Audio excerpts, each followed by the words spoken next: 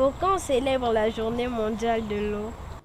La journée mondiale de l'eau est célébrée chaque année le 22 mars.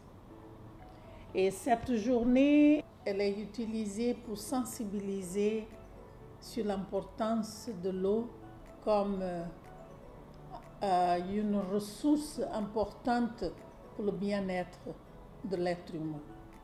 Cette journée, en 2021, sera célébrée encore le 22 mars sur le thème « Valorisation de l'eau ».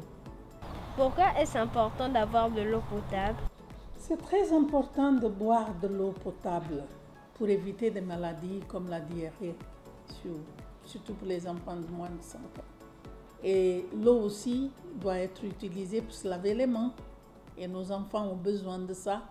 D'ailleurs, tout le monde a besoin de l'eau pour se laver les mains, pour l'hygiène. Les centres de santé ont aussi besoin d'eau potable pour éviter tout type de contamination. Il faut aussi avoir de l'eau parce que c'est un droit humain. Et il y a aussi les écoles.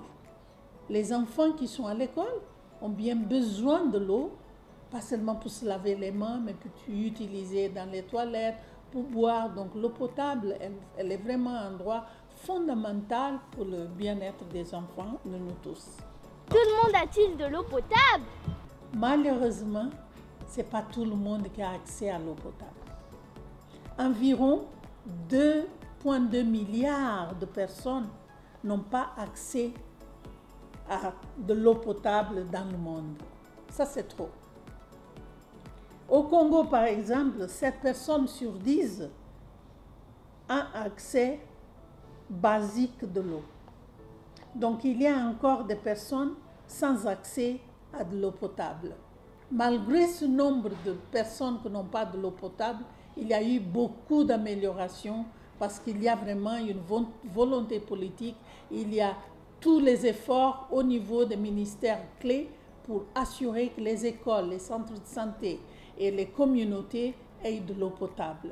Mais il y a encore beaucoup à faire. Que faites-vous pour que les enfants aient de l'eau potable? L'UNICEF est là pour soutenir les efforts du gouvernement. Pour nous, en tant qu'UNICEF, nous travaillons certainement avec ces ministères, le ministère de l'Hydraulique, le ministère de la Santé et de la Population, le ministère de l'Éducation, pour construire des points d'eau dans les écoles, les communautés, les centres de santé. Nous avons, par exemple, permis 105 000 personnes d'avoir accès à de l'eau potable en 2020. Ce n'est pas la responsabilité du gouvernement seulement d'assurer que tout le peuple congolais ait de l'eau potable. Le secteur privé aussi a un rôle à jouer, toutes les communautés. J'espère que tout le monde va se donner les mains pour qu'on assure qu'on ne laisse personne pour compte et que tout le monde ait le droit à ce liquide, assez nécessaire, que c'est l'eau potable pour tous.